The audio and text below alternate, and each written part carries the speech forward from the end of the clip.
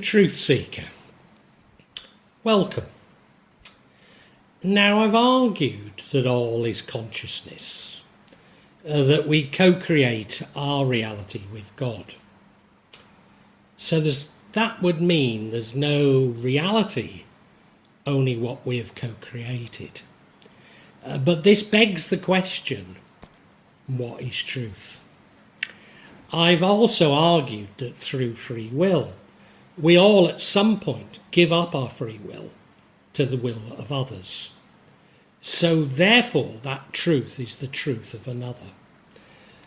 But this is the narcissistic view of reality, and probably the basis of mental illness. Learning to lie. As young children, we learn that truth is fluid. For example, if we break an object in the family home, we're all too often taught that the punishment for lying will certainly be no more than the punishment for telling the truth. Especially those of us who grew up with a narcissistic parent or within an unhealthy environment.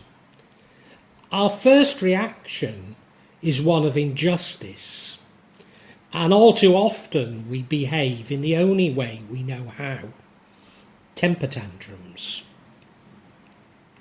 So I observed a young child having a temper tantrum, a tirade against his mother, but it was because he'd exposed that his mother was not telling the truth.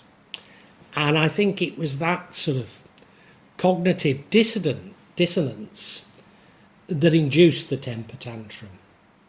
So we ultimately can no longer understand why we would ever tell the truth.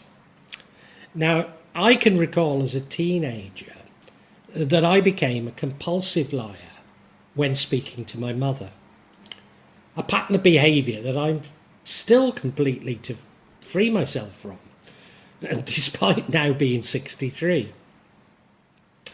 Yes, of course it was in response to the sanctions applied, and they were often only verbal sanctions when I told the truth. But also the realisation that my mother often lied, or little white lies, as she calls them. Unfortunately, the same is true of my schizophrenic son, whom I can no longer trust to say anything. I can no longer trust anything he says. And to my deepest regret, our relationship has completely broken down, maybe irrevocably. Yes, probably through manipulation through his psychopathic mother. But nevertheless, it's that lack of truth, that lack of trust, that really is the cause of this breakdown. But ultimately, we begin not to value truth, and no longer even to want truth. Such people who don't value the truth seek stability more so than the truth, even though truth is the basis of stability. So, for example, adulterous behaviour in a marriage. We prefer to believe the lie, to preserve what we see as stability. But that lie is what is going to ultimately destroy that very stability. Indeed, we begin to doubt the truth and whether or not it actually exists. At best, we become conditional about truth. That when we only want truth about when we want truth and when we use it. Truth itself requires multiple perspectives, seeing the other point of view. But all too often, this is something we shun away from. So we're drawn to philosophies which offer us comfort or stability rather than the truth. There's so many gurus, including on YouTube, who sell us the idea that they know the truth. But they're exactly the people we should trust the least, as quite possibly they're the very people who are most frightened of the truth itself. Who controls the truth? Who is it that controls the truth? Who is it that constructs the truth? Well, a quote that's attributed to Winston Churchill, although its true origin is actually unknown, is history is written by the victors. So it would seem that truth is about power, that those with power create the truths we comply or submit ourselves to. Those in power understand the importance of imposing their truth upon us. For example, our nation is the best. Our religion is the only true religion. We live in scarcity. Greed is good. Money facilitates economic growth. Was it always thus? Has it always been like this? Maybe. But now the global control of psychopaths is all pervasive. In primitive societies, such behaviour was regulated by hunting accidents. But then even the word primitive is a great example of this psychopathic control. For were those societies really primitive? Is our society really so advanced when our society is dominated by lies and dominated by control? But certainly the powerful have always attempted to control the narrative. What seems to have changed is that it's become much more pervasive, much more sinister. And perhaps it was when Freud discovered the ego as the basis of this control that it became much more sinister. Freud's work was commercialised or even weaponised, a contemporary term that we seem to hear so much these days, by his nephew, Edward Bernays, when he applied it to advertising. And Bernays said universal literacy was supposed to educate the common man to control his environment. Once he could read and write, he would have the mind fit to rule. So ran the democratic doctrine. But instead of a mind, universal literacy has given him rubber stamps.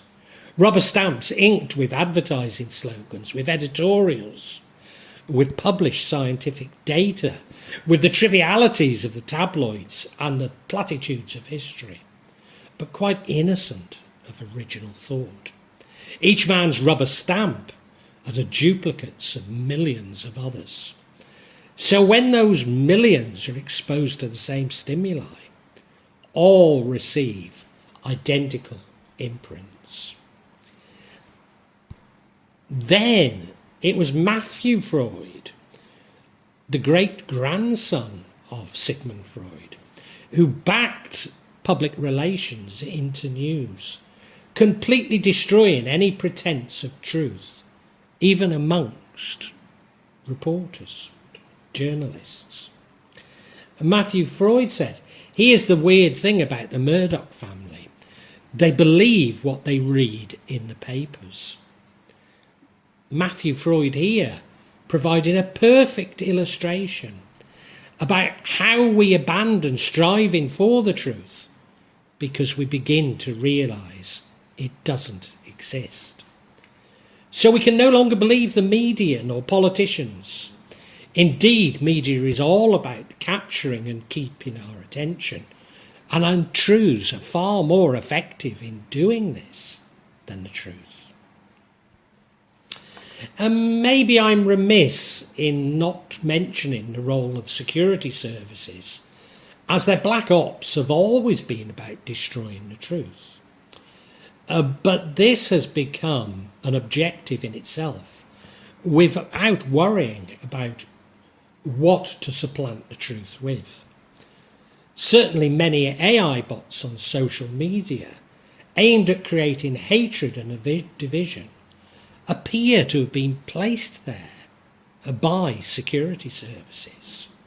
Sometimes security services we believe to be friendly, or even our own security services. Why destroy the truth? Why destroy the truth? Well, I've argued that it's all about power and control. A lie gets halfway around the world before the truth has a chance to get its pants on. And I think that really was Winston Churchill who said that. So those from the dark triad, psychopaths, Machiavellians, narcissists, all have no concept of truth and seek to impose this on others. But it now seems that it's also about creating narcissists, or at least promoting narcissistic behaviour. Why? Well, I have argued that narcissists are compliant consumers and indeed compliant citizens. But also in other vlogs, I've argued that this is an agenda to destroy empaths, who are natural truth seekers. So there's almost, if you like, a holy battle going on between the dark triads and empaths, with truth as its battleground. So politics now seems to be divided between those with an ideology and those simply driven by greed, including those with an interest in politics who identify with these ideologies or lack of ideologies as though their lives depended on them. But what if someone is controlling this ideology? So we're told that movements within the leftist, and you know, you have to say, where the hell does this word leftist come from? It doesn't have any meaning whatsoever. But we're told that the leftists are now driven by cultural Marxism. But you look, what on earth is cultural Marxism? It has no antecedents within Marxism. Is it not a way of dividing and ruling the left? Pushing it into a series of lost causes, of neutering it, splitting it up, so that it no longer makes any sense? Isn't this the reason why it's now the right who can see the manipulation of public opinion for private greed, and not the left who can see it? The reason for periodic crises in which another nail in the coffin of truth is placed, and all the time the rich are getting richer and the poor are getting poorer. Now, those of us who realise that the world isn't as it seems, and that we're constantly being lied to, but is it possible that this is also a constructive narrative? We're told that we are awake and we call others sheep. But isn't this a never-ending rabbit hole? Maybe we have to question. When the answer which comes back is bullshit, all we can do is question, and question some more. And therein lies the path to true enlightenment. Telling our truth. Maybe it's better to see truth as divided between relative truth, that which describes our reality, and absolute truth, that is which is universally true. So relative truth is what we are told to believe, and absolute truth is what we feel. Three things can no longer be hidden: the sun, the moon, and the truth. Buddha. Despite arguing that we co-create our reality with God, I've also argued that this is dangerously close to solipsism. Indeed, it's a narcissistic bubble that I seek to break down through my daily jihad, its aim being to suppress my ego.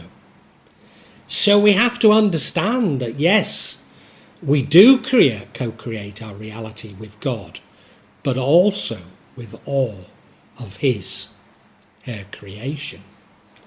That we have to see and appreciate the truth of others in order to find our own truth. Isn't this how we would reach a oneness of God and create Jerusalem? Through meditation, I've been asked to tell my truth. Indeed, this is why I have this channel. It's why I make vlogs like this. Despite in my daily jihad, questioning whether this is the right thing to do. For am I not attempting to impose my truth on others? But what is my truth, and how do I arrive at it? Well, it cannot just be my own narcissistic bubble. I have to jump between what I call veils. You might see this between my subconscious and what others would call reality, which sees all as consciousness, and that which is the material world. In short, it has to be something which at least has some resonance with the experience of others, or it'll have no impact upon them. The same you will have heard me true when Parcano, and indeed I, try to heal people. We're not really healing them, we're providing with a mechanism for them to heal themselves. But we can only do that if we do it in a way in which it seems that what we are doing has some resonance with their beliefs, rather than with our beliefs that all is consciousness. Some final thoughts. Maybe it's best to think of truth as being like liberalism.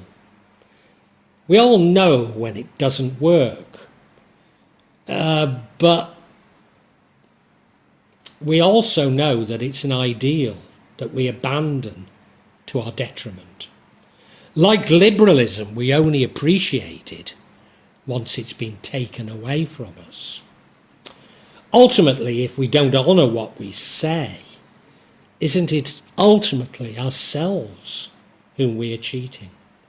Not least as we're all one single organism and set up contradictions within our consciousness, creating self-loathing, the basis of hatred and evil.